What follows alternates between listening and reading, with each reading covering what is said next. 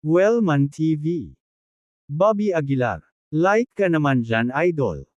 Kabanata 906,910, ang kapangyarihan ng siyam na lihim. Isa. Pagkasabi noon, tumayo si Dudley Lynch at lumabas ng meeting room. Napatingin si Star sa papaalis na figure ni Dudley Lynch, nananatiling tahimik, hindi umiimik. Sa kabilang panig, tinatanggap pa rin ni Bobby Aguilar ang tagubili ni Jackson Harris. Ang 9 Secrets ay lubhang mahiwagang mga diskarte, at alinman sa mga ito ay maaaring ituring na isang top-notch na kasanayan, na lubos na nagpapahusay sa lakas ng pakikipaglaban ng isang tao. Ipinasa ni Jackson Harris ang halos lahat ng natutunan niya sa buhay sa banal na kahulugan ni Bobby Aguilar. Sa paglipas ng panahon, si Jackson Harris ay lalong namangha.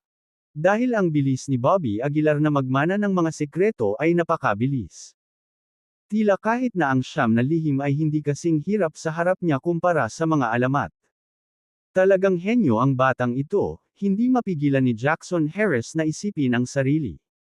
Sa katunayan, ang proseso ng pagtanggap ni Bobby Aguilar ng mana ay napakasakit din.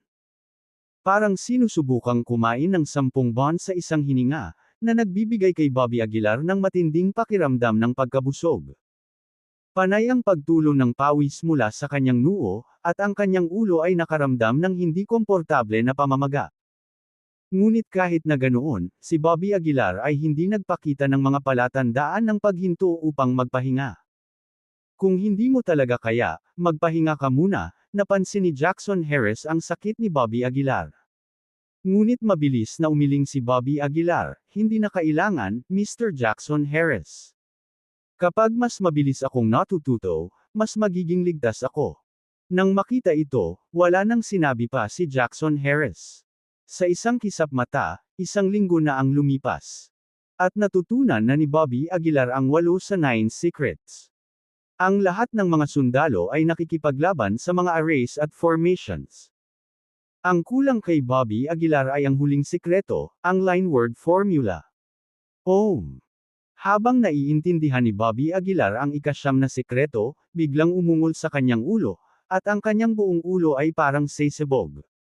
Sa ilalim ng epektong ito, nawala ang divine sense ni Jackson Harris. Tanging kadiliman lang ang naramdaman ni Bobby Aguilar sa kanyang harapan, isang alon ng pagduduwal. Bumagsak siya sa lupa, winuwagayway ang kanyang kamay, hindi ko kaya. Natatakot akong hindi ko maintindihan ang 9 na lihim ng sabay-sabay. Bumangon si Jackson Harris, hinaplos ang kanyang balbas, at sinabing, upang maunawaan ang 8 sekreto sa 1 linggo, ang bilis na ito ay medyo sobra-sobra na. Isang mapait na ngiti ang ibinigay ni Bobby Aguilar.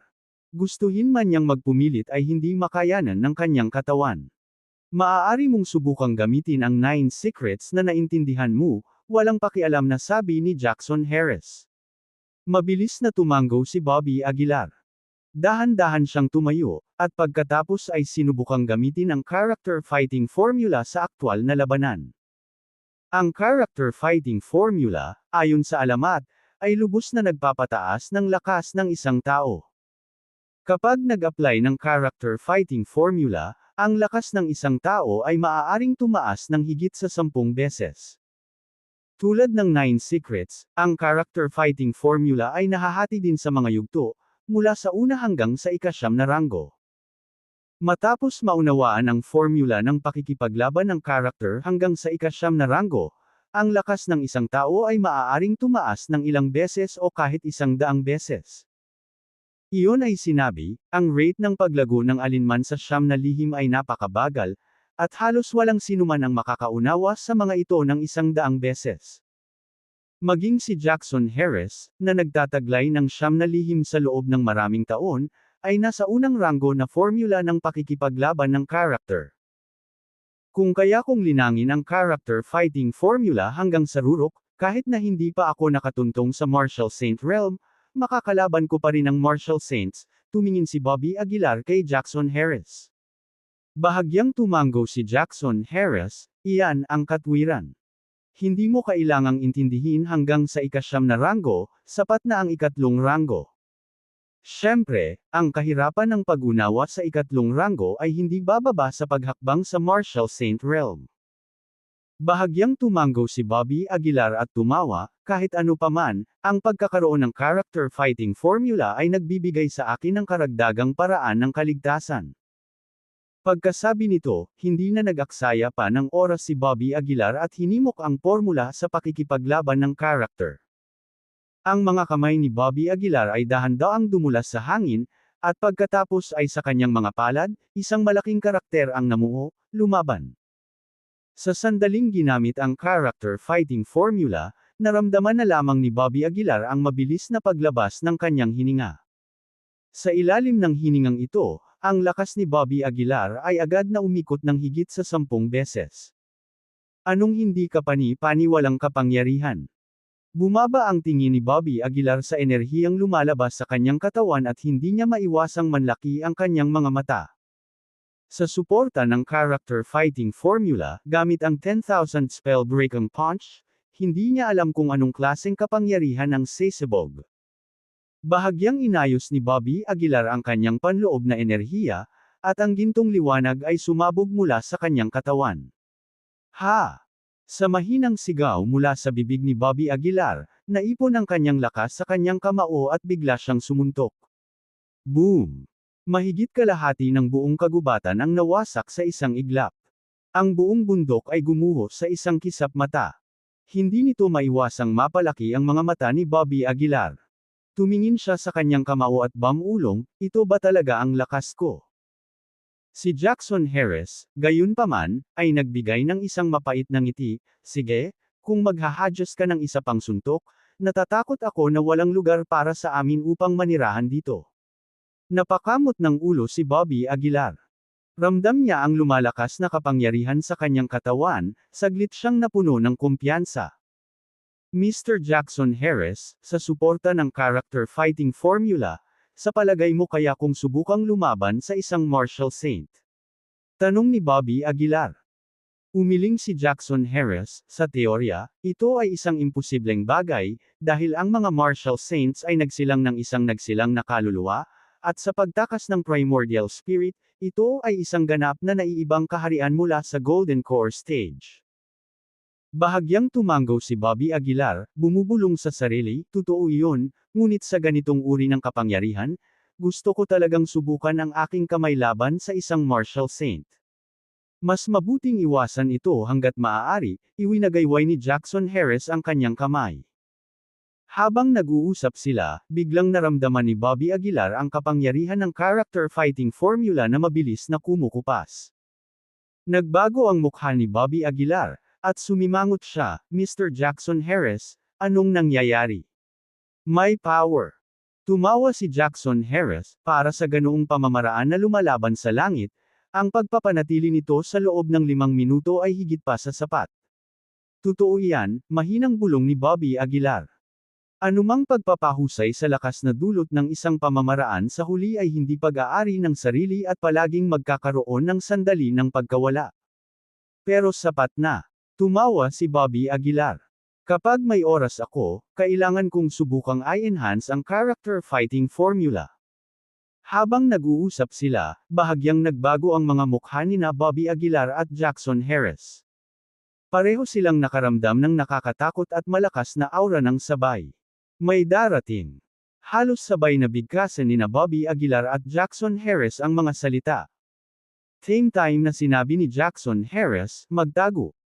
Tumango si Bobby Aguilar, at nang malapit na siyang maghanap ng mapagtatagwan, ang boses ni Dudley Lynch ay nagmula sa lahat ng direksyon.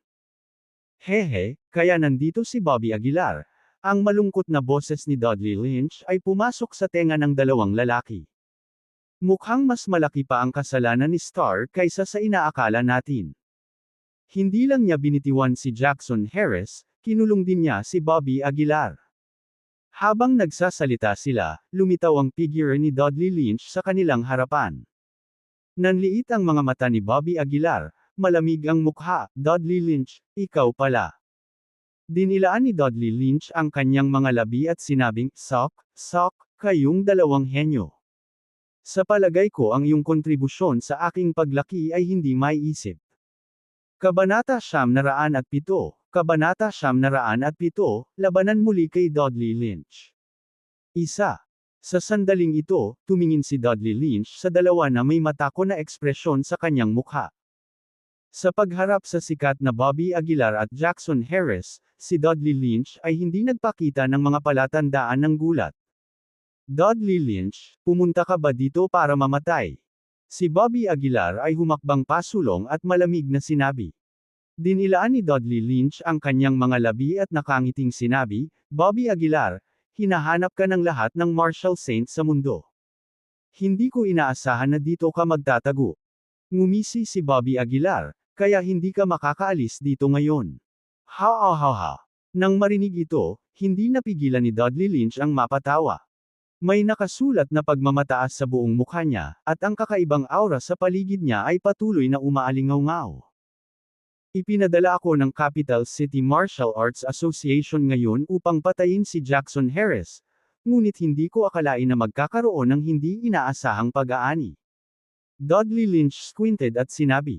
Bahagyang kumunat ang noo ni Bobby Aguilar. Para patayin si Jackson Harris. Si Jackson Harris ay sikat sa buong mundo, at alam ng lahat ang tungkol sa kanyang reputasyon, ngunit gusto siyang patayin ni Dudley Lynch.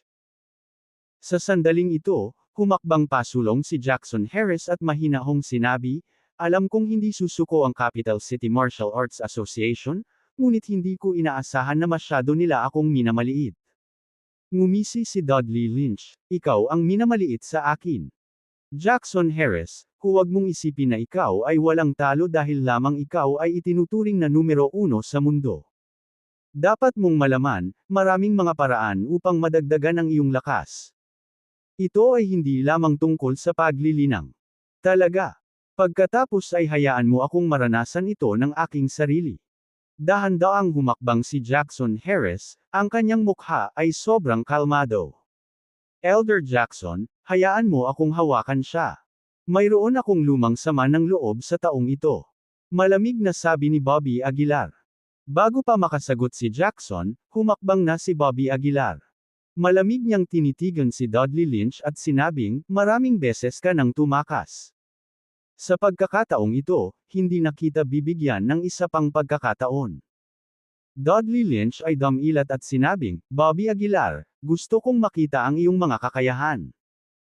Walang pag-aaksaya ng anumang salita, itinaas ni Bobby Aguilar ang kanyang kamay at pinakawala ng ganap na panimulang sagradong kamao.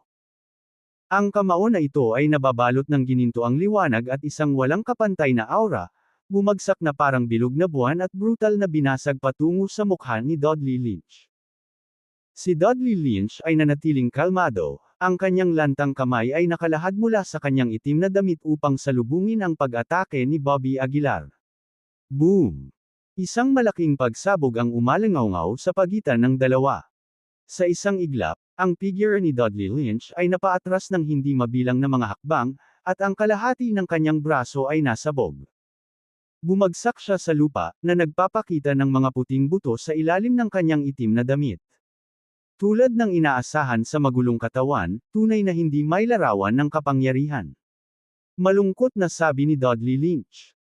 Malamig na tiningnan ni Bobby Aguilar si Dudley Lynch at hindi niya maiwasang tuyain, sa ganoong kakayahan, naglakas loob kang magyabang. Gumapang si Dudley Lynch mula sa lupa, ang putol niyang braso ay mahimalang nagsimulang gumaling sa hindi maisip na bilis. Kung mayroon lang akong kaunting kakayahan, hindi sana ako pumunta rito ng mag-isa. Malungkot na sabi ni Dudley Lynch. Habang nagsasalita siya, isang maitim na ambon ang nagsimulang lumabas sa kanyang katawan. Ang itim na ambon ay lubhang hindi kanais-nais, tulad ng amoy ng bulok na mga itlog. Hindi napigilan ni Bobby Aguilar na takpan ang kanyang ilong at umatras ng isang hakbang. Ang aura na ito ay lason, mag-ingat. Paalala ni Jackson Harris sa gilid. Tumango si Bobby Aguilar, malamig na nakatitig kay Dudley Lynch habang ang kanyang half-step martial sage na aura ay agad na lumabas. Hanggat hindi papasok si Dudley Lynch sa martial saint realm, hindi siya matatakot ni Bobby Aguilar. Sa ilalim ng takip ng itim na ambon na iyon, nagsimulang tumaas ang lakas ni Dudley Lynch. Sa bawat paggalaw, pinalilibutan siya ng ulap ng itim na ambon. Sa maikling panahon lamang, ang lakas ni Dudley Lynch ay tumaas ng husto, halos papalapit na sa Marshall Saint realm. Naramdaman ang aura na nagmumula sa kanya, nagulat si Bobby Aguilar. Napakalakas ng aura. Sabi ni Bobby Aguilar na nakakunot ang noo. Sinabi ni Jackson Harris sa malalim na boses, may bagay sa loob niya na nagdudulot ng gulo. Ang aura na ito ay malapit na sa Marshall Saint. May bakas din ng gravity ang lumitaw sa mukha ni Bobby Aguilar. Hihihi, isang kakaibang ngiti ang lumabas sa bibig ni Dudley Lynch.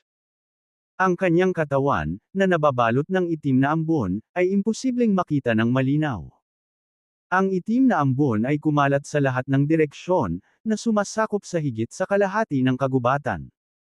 Bobby Aguilar, ang sama ng loob sa pagitan natin ay dapat ayusin ngayon.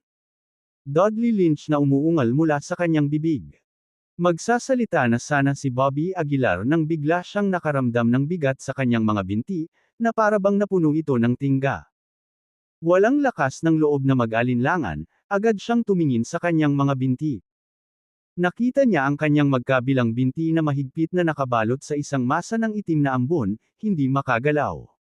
Ano ito? Kumunot ang noo ni Bobby Aguilar.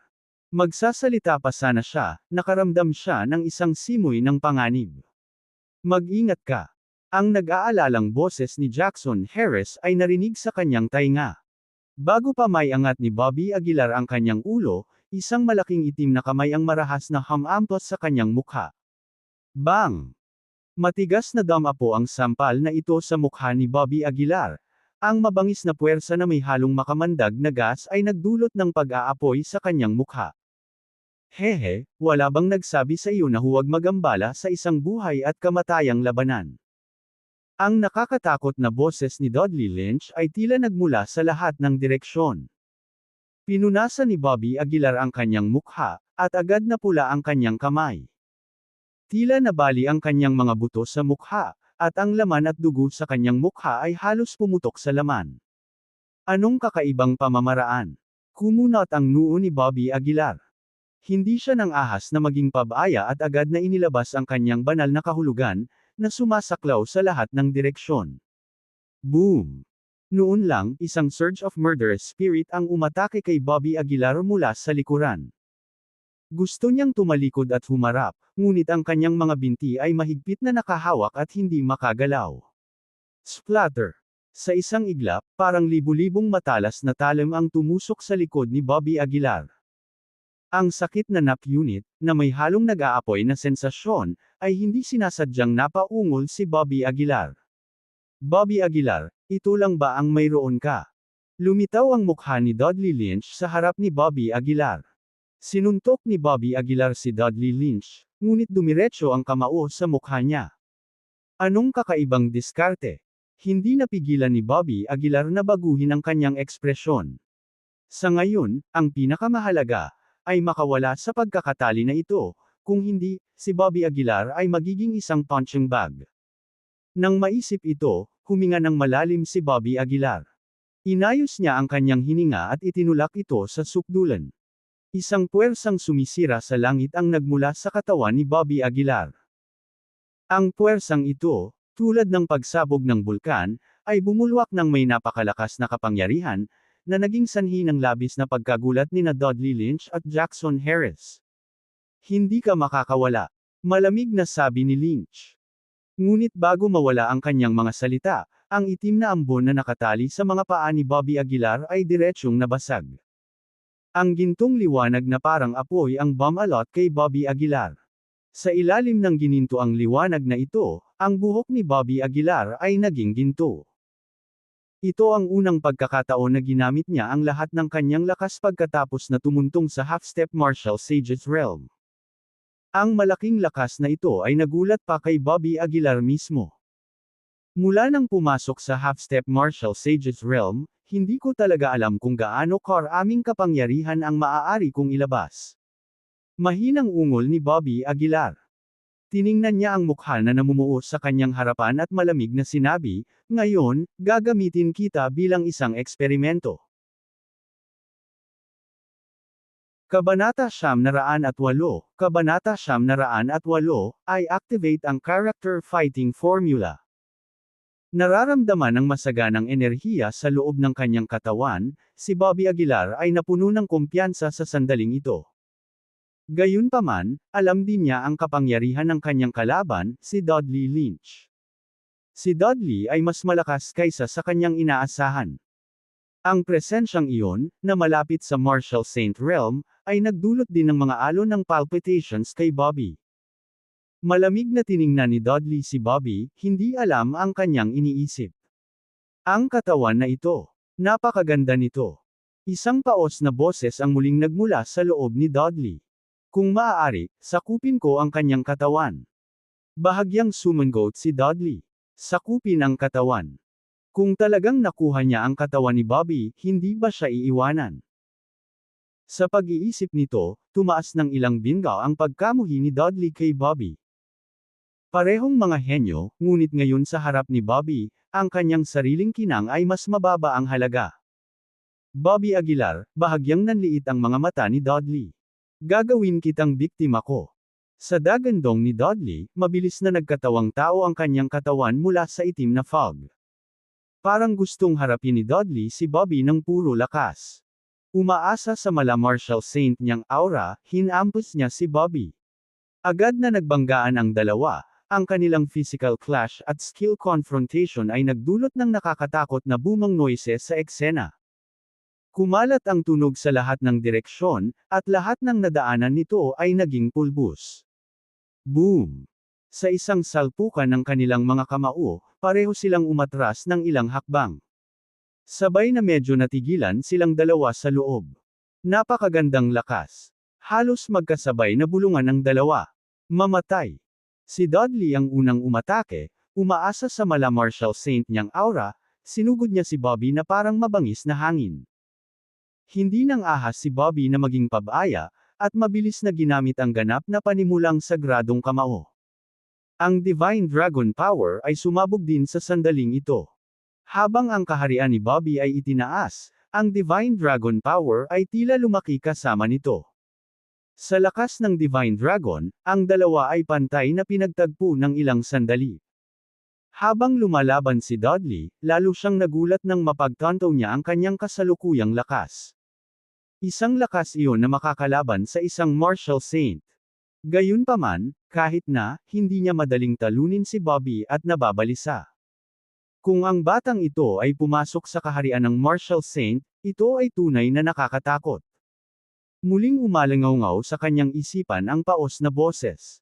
Bagamat ayaw aminin ni Dudley, ito talaga ang katotohanan. Boom! Sa isang laban, may mga bitik sa katawan ni Bobby. Si Dudley ay wala sa mas mabuting kalagayan at ang kanyang katawan ay nabasag sa itim na fog, hindi makagalaw. Napatitig si Bobby sa itim na fog sa hindi kalayuan, at mas lalong naging seryoso ang mukha niya. Pansamantalang pantay na pinagtagpo ang dalawa. Ngunit si Dudley ang kusang nakipag-away sa kanya. Kung iiwasan niya ang lakas ng katawan ni Bobby, lalawak agad ang pagitan nila. Gia Gia Gia. Muling umalangaw ang nakakatakot na boses ni Dudley.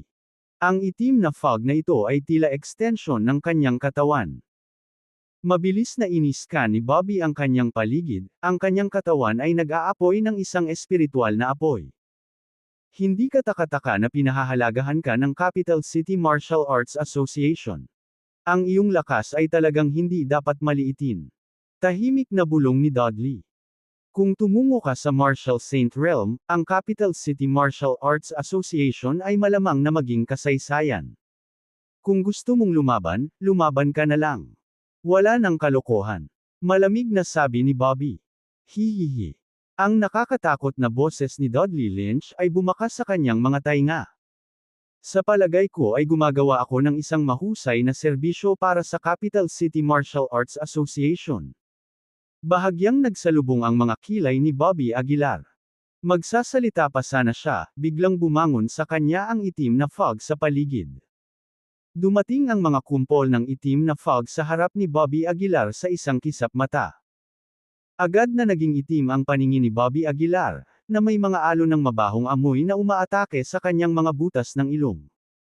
Napapikit siya, umungal, Dudley Lynch. Lumaban ka kung maglakas loob ka. Nasa harap mo ako. Dudley Lynch uttered with menacing delight.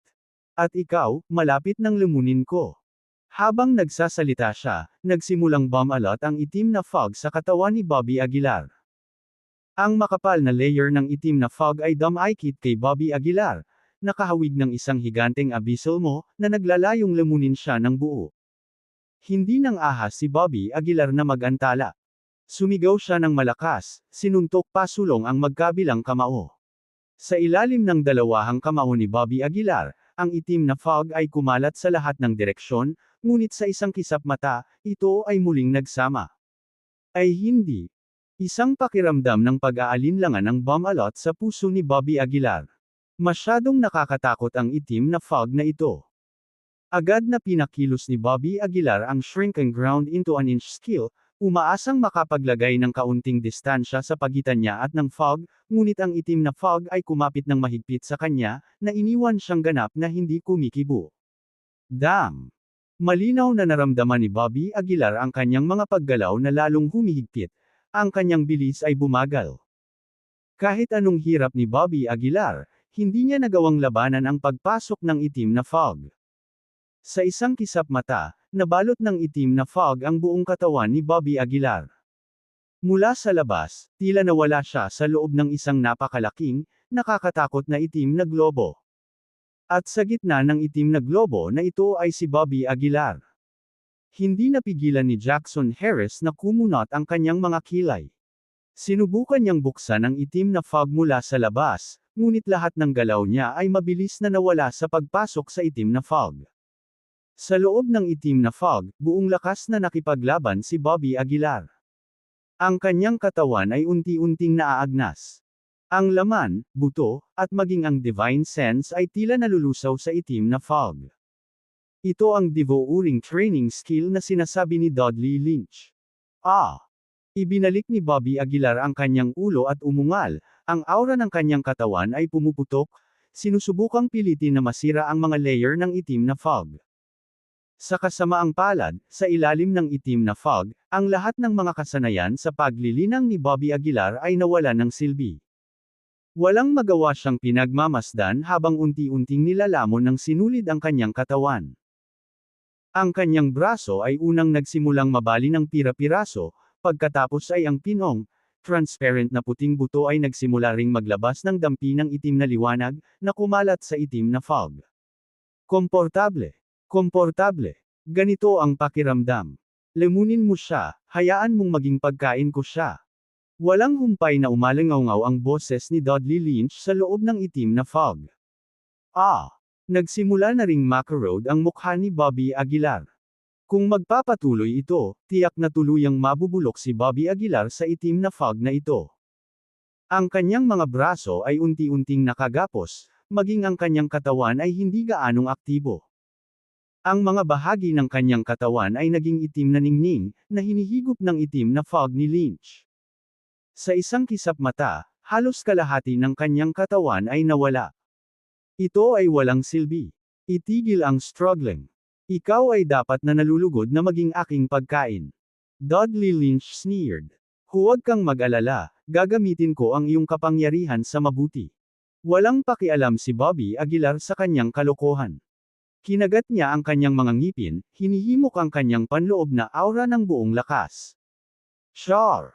Character Fighting Formula. Sa kritikal na sandali na ito, inubos ni Bobby Aguilar ang lahat ng kanyang lakas para i-activate ang character fighting formula sa loob ng 9 secrets. Ang character fighting formula ay maaaring magbigay ng hindi bababa sa 10 beses ang lakas. Ang mga epektong dulot nito ay hindi kapani-paniwalang kakilakilabot. Kabanata 909, Kabanata 909, sumiklab ang salungatan. Ang masaganang kapangyarihan na dala ng character fighting formula ay agad na hinayla pabalik si Bobby Aguilar mula sa bingit ng kamatayan. Ang kanyang mga mata ay sumabog sa kinang, at ang aura sa kanyang buong katawan ay lumundag sa sukdulan. Boom! Tanging isang gininto ang liwanag ang sumambulat mula sa itim na fog, na naghihiwalay sa itim na bola sa dalawang hati. Ang nakakasilaw na liwanag na nagniningning sa kalangitan ay walang kapantay, at lahat ng madilim na enerhiya ay nawala sa isang iglap. Lumabas si Bobby Aguilar sa itim na bola, at unti-unting naghihilom ang mga sugat sa kanyang katawan. Puff! Ang madilim na enerhiya sa paligid ay dahan-daang nawala, at ang figure ni Dudley Lynch ay muling lumitaw sa harap ng lahat. Iniluwa niya ang isang bibig ng dugo mula sa kanyang bibig, at ang kanyang hininga ay naging medyo hindi maayos. Anong klaseng teknik ito? Tumingin si Dudley Lynch kay Bobby Aguilar, puno ng pagtataka ang mga mata nito. Malamig na sinabi ni Bobby Aguilar, 9 Secrets, Character Fighting Formula. Siyam na lihim. Bulalas ng paos na boses mula sa katawan ni Dudley Lynch, puno ng pagkabigla. Ang mukha ni Dudley Lynch ay sobrang pangit, pinunasan niya ang gilid ng kanyang bibig at malamig na sinabi, The 9 Mysteries of the Taoist. It's really well deserved. Malamig na sinabi ni Bobby Aguilar, hindi gaanong kalokohan, papatayin kita ngayon. Pagkatapos sabihin iyon, tumapak si Bobby Aguilar sa shrunken ground into an inch at sumugod kay Dudley Lynch. Ngunit sa oras na ito, nais ni Dudley Lynch na pansamantalang iwasan ang matalim na gilid at naging itim na fog, mabilis na umatras. Withdraw, the 9 secrets is the most mysterious technique of Taoism, hindi mo na siya matatalo. Ang paos na boses ang narinig sa isipan ni Dudley Lynch. Bakas sa mukha ni Dudley Lynch ang isang bakas ng hindi pagnanais, nagngangalit siya ng kanyang mga ngipin at nagmura, Damn! Kaunti pa, kaunti pa. Maraming pagkakataon, umalis. Walang pagpipilian si Dudley Lynch, ang kanyang katawan ay naging ulap ng itim na fog at nakakalat sa lahat ng direksyon. Bahagyang sumimangot ang mga kilay ni Bobby Aguilar, at dali-dali niyang ginamit ang special spell para i-seal ang paligid. Gayunpaman, sa kasamaang palad, ang special spell na ginamit ni Bobby Aguilar ay iilan lamang sa spatial barrier, na mas mababa sa paraan ng martial saint at hindi nakaharang sa daloy ng chi. Sa isang kisap mata, nawala ang itim na ulap sa harapan nilang dalawa. Nakatakas na naman siya. Hindi napigilan ni Bobby Aguilar ang medyo inis. Ito na ang pangatlong beses na nakatakas siya sa kanya. Sa kasong ito, ang iyong posisyon ay maaaring malantad. Pinaalalahanan siya ni Jackson Harris mula sa gilid. Tumango si Bobby Aguilar, nagmamadali siyang tumingin kay Jackson Harris at sinabing, Elder Jackson Harris, bilasin mo at turuan mo ako ng line word formula, wala nang masyadong oras. Hindi nag-aksaya ng oras si Jackson Harris, naupo siyang nakakrossed sa lupa at nagsimulang ituro kay Bobby Aguilar ang huling sekreto ng 9 secrets, ang line word formula. Sa kabilang side, sumugod si Dudley Lynch patungo sa Capital City Martial Arts Association.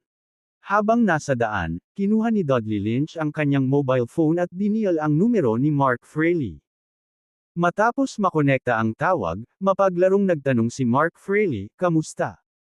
Nahuli mo ba si Jackson Harris? Hindi. Hindi ito itinago ni Dudley Lynch. Ngumisi si Mark Fraley, hindi ka ba nagyabang tungkol dito? So, ito ba ang resulta na ibinigay mo sa akin? Dudley Lynch snorted, hindi ko talaga nahuli si Jackson Harris, ngunit may mas kritikal na balita na sasabihin sa iyo.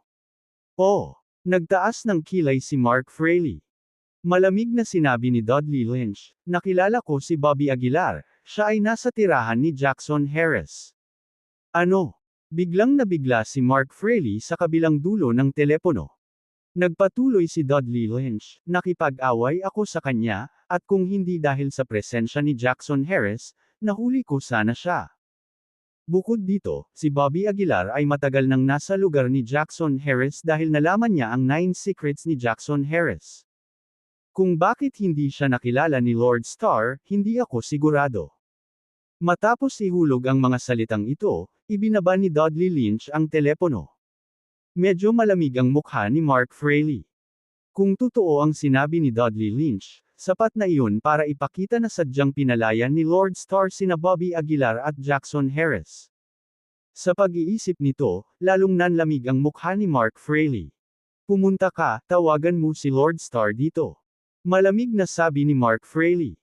Sa ilang sandali, dinala ni Lord Starr ang dalawang Marshal Saint sa opisina ni Mark Fraley. Mr. Fraley. Bahagyang yumuko si Lord Starr. Malamig na tiningnan ni Mark Fraley si Lord Starr at sinabing, Uncle Starr, naiintindihan ko ang intensyon mong palayain si Jackson Harris, pero bakit mo pinaalis si Bobby Aguilar? Bahagyang nagbago ang mukha ni Lord Starr, at kumunat ang noo niya, hindi. Hindi ko lang nakilala si Bobby Aguilar.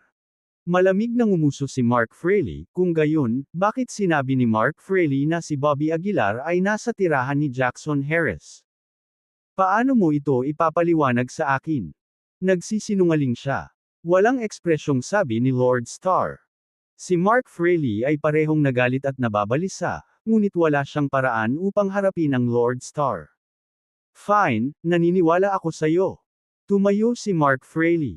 Ngayon, sundan mo ako at hanapin si Jackson Harris. Sa pagkakataong ito, gusto kong panuurin mong patayin siya gamit ang sarili mong mga kamay. Sa kabilang side, itinuro ni Jackson Harris kay Bobby Aguilar ang line word formula. Ngunit pareho ang kanilang estado ng pag-iisip ay hindi maganda, kaya ang pag-unawa ni Bobby Aguilar sa line word formula ay bumagal ng husto. Makalipas ang ilang minuto, sabay na iminulat ni na Bobby Aguilar at Jackson Harris ang kanilang mga mata. Hindi maganda. Umiling si Jackson Harris.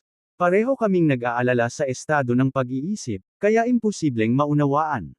Tumango si Bobby Aguilar at sinabing, oo, napagtanto ko rin iyon. Sa puntong ito, tumayo si Bobby Aguilar at sinabing, Mr.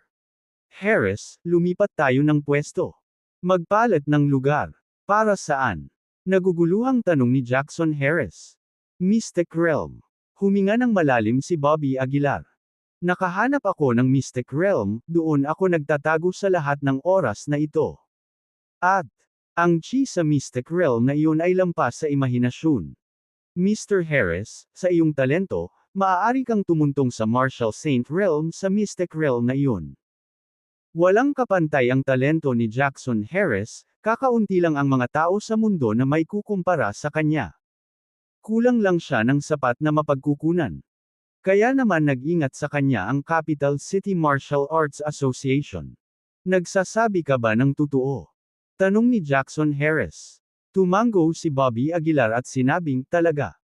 Hinaplos ni Jackson Harris ang kanyang balbas at sinabing, dapat talaga akong tumungo sa Marshal Saint Realm sa lalong madaling panahon. Maya-maya, magkakaroon ng mga salungatan sa pagitan ng mundo at ng Mystic Realm. Kung wala ang Martial Saints, ang mga martial artist ng ating mundo ay unti-unting mawawalan ng pananalita. Mr. Harris, bilasan na natin, huwag ka nang mag-aksaya pa ng oras. Udyok ni Bobby Aguilar. Hindi na nagsalita pa si Jackson Harris at agad na sumunod kay Bobby Aguilar, umalis sa lugar. Gaya ng nahulaan ni Jackson Harris, ang mga salungatan sa pagitan ng mga martial artists sa mundo at ng mga nasa Mystic Realms ay tumitindi. At parami ng parami ang mga alagad na lumalabas sa mga pangunahing Mystic Realms. Sa sandaling ito, sa Capital City Martial Arts Academy, sina Ricardo Bowman at Darnell Bradley ay nagkaroon ng salungatan sa tatlong disipulo mula sa Mystic Realm. Bakit ko ibibigay ang bahay sa iyo? Malamig na tiningnan ni Ricardo Bowman ang binata sa kanyang harapan. Ngumisi ang binata, kasi gusto ko, hindi pa ba sapat na dahilan iyon? Nililigawan mo si kamatayan. Bilang isa sa mga dandies ng Capital City, saan sila nagdusa ng ganoong hangin? Agad na sumiklab ang isang malaking digmaan sa pagitan ng magkabilang panig, ngunit ilang alagad mula sa Mystic Realm ang nagsanib puwersa upang seryosong saktan sina Ricardo Bowman at Darnell Bradley. Mabilis na nag-ferment ang bagay na ito, at dumating ang mga tao mula sa buong Martial Arts Academy pagkatapos marinig ang balita. Ang mga dandies ng Capital City at ang mga disipulo mula sa Mystic Realm ay bumuo ng dalawang magkasalungat na puwersa. Nagkaharap ang dalawang panig, na malapit nang sumiklab ang malaking digmaan. Kabanata 910, Kabanata 910, natuklasan. Ang contradiction sa pagitan ng dalawang panig ay nagsimulang lumaki sa loob ng ilang araw. Mula sa araw na ito, ang mga salungatan sa pagitan ng mga martial artist ng mundo at ng mga alagad na lumabas mula sa Mystic Realm ay naging walang tigil. Hindi lamang iyon, ang 7 pangunahing martial saints ay nagsimulang maging laganap. Halos monopolyo nila ang lahat ng mga mapagkukunan at pinigilan ang mga kontemporaryong martial artist ng maraming beses. Si Ricardo Bowman, na nagdulot ng matinding pinsala, ay malubhang nasugatan ng isang henyong disipulo na lumabas mula sa Mystic Realm. Pamilya Knight. Nakahiga si Ricardo Bowman sa kama, mukhang haggard. Namutla ang kanyang mukha habang pinakanak ang umuubo ng dugo. Si Darnell Bradley at ang iba pang nakatayo sa kanyang harapan ay nagsusuot ng sobrang mabangis na ekspresyon. Damn it! Si Blaze Rhodes, ang pinakamainitan ng ulo, ay hindi napigil ang magmura ng malakas. Bigla siyang tumayo at malamig na sinabi, hindi natin sila hahayaang maging napakayabang. Kailan pa tayo nakaranas ng ganitong kahihiyan? Pagkasabi noon, tumayo si Blaze Rhodes at tinungo ang pinto. Saan ka pupunta? Hinawakan ni Brian Bradley si Blaze Rhodes. Malamig na sumagot si Blaze Rhodes, tuturuan ko sila ng leksyon. Better not, mas marami sila sa atin at makapangyarihan, huwag mo silang guluhin. May nagpayo sa malapit. Ngumisi si Blaze Rhodes, kung hahayaan ko silang lumakad sa akin, hindi ako si Blaze Rhodes. Dahil doon, tumalikod si Blaze Rhodes at umalis. Isang malaking digmaan ang sumiklab kaagad sa loob ng Capital City Martial Arts Academy. Ang labanan sa pagitan ni Blaze Rhodes at ng disipulo mula sa Mystic Realm ay kumalat sa halos buong Capital City. Ang labanan ay tumagal ng buong 3 oras, kung saan si Blaze Rhodes ay duguan, nagbuga ng dugo sa buong lugar, at sa wakas ay dinala pabalik. Mula noon, ang mga inapo ng maraming maharlikang pamilya ay lalong naging desperado. Kahit si Blaze Rhodes natalo sa kanila, hindi ko alam kung sino pa ang makakatayo. I wonder kung matatalo sila ni Dominic Taylor at Bobby Aguilar. Kalimutan mo na ang dalawang iyon, dahil sa ugali ni Dominic Taylor, hindi siya makikialam sa negosyo ng iba, lalo pa ang sinumang maglakas loob na manggulo sa kanila. Si Bobby Aguilar naman, nahihirapan lang siyang protektahan ang sarili niya ngayon. Ang mundo ng martial arts noong panahon ay dumanas ng matinding pagkabigla, at ang mga contradiction sa pagitan ng dalawang partido ay tahimik pa ring naipon. Sa sandaling ito, nagmamadali sina Bobby Aguilar at Jackson Harris patungo sa Mystic Realm. Magkahiwalay na kumilos ang dalawa, si Bobby Aguilar ay lubhang maingat sa daan. Itinago niya ang kanyang chi, idiniin ang kanyang sombrero, natatakot na matuklasan ng mga tao. Bagamat ginamit ni Bobby Aguilar ang shrink and ground into an inch technique sa lahat ng paraan, inabot pa rin siya ng buong 8 oras upang marating ang Mystic Realm. Sa kabilang panig, ilang sandali matapos umalis sina Bobby Aguilar at Jackson Harris, dumating sina Mark Faley at Star sa site. Siniyasat nila ang paligid, ngunit wala silang nakitang anumang bakas ng dalawa. Matagal na nakatayo si Mark sa courtyard ni Jackson, ilang sandali pa ay sumangot ng ilong at malamig na sinabi, hindi pa sila nakakalayo, detectable pa rin ang chi nila. Pagkasabi noon, sumulyap si Mark kay Star at sa iba pa at malamig na nagutos, habulin mo sila. Hindi naglakas loob na magsalita si Star, at agad na hinabol sina Bobby Aguilar at Jackson Harris kasunod ng kanilang chi traces. Bago ang Mystic Realm, maagang dumating dito si Jackson Harris. Sa pagtingin sa eksenang ito na parang purgatorio sa lupa, isang dampi ng kalungkutan ang bumalatay sa mukha ni Jackson Harris. Bagamat narinig na niya ang tungkol dito, laking gulat pa rin niya nang makita ito ng sarili niyang mga mata. Lahat ng ito ay ginawa ni Tyler Wright. Pinagmasdan ni Bobby Aguilar ang paligid, may bakas ng sakit sa kanyang mukha. Balang araw, personal kung sisirain ang Mystic Realm ng Wright family. Tinapik ni Jackson Harris ang balikat ni Bobby Aguilar, at sinabing, kapag mayroon kang sapat na lakas, mag-iiba ang lahat. Hindi gaanong nagsalita si Bobby Aguilar. Naglakad siya papunta sa harapan ng Mystic Realm, at dahan-dahan itong binuksan gamit ang Mystic Keys. Senior Harris, please, yumuko si Bobby Aguilar at sinabi. Tumango si Jackson Harris, sumunod kay Bobby Aguilar, at pumasok sa Mystic Realm. Sa Mystic Realm, hindi pa umaalis si Spike Schneider. Nang makita ang dalawang biglaang pagdating, mabilis na lumapit si Spike Schneider. Jackson Harris. Nang makita si Jackson Harris sa tabi ni Bobby Aguilar, mabilis na yumuko si Spike Schneider bilang pagbati. Paano ka nakabalik? Pagkatapos, medyo nagulat si Spike Schneider kay Bobby Aguilar. Ikinaway ni Bobby Aguilar ang kanyang kamay at hindi nagpaliwanag. Nilingan niya si Jackson Harris, at sinabing, "Senior Harris, ito ang Mystic Realm na natuklasan ko." Huminga ng malalim si Jackson Harris, naramdaman ang chi na nagmumula sa Mystic Realm.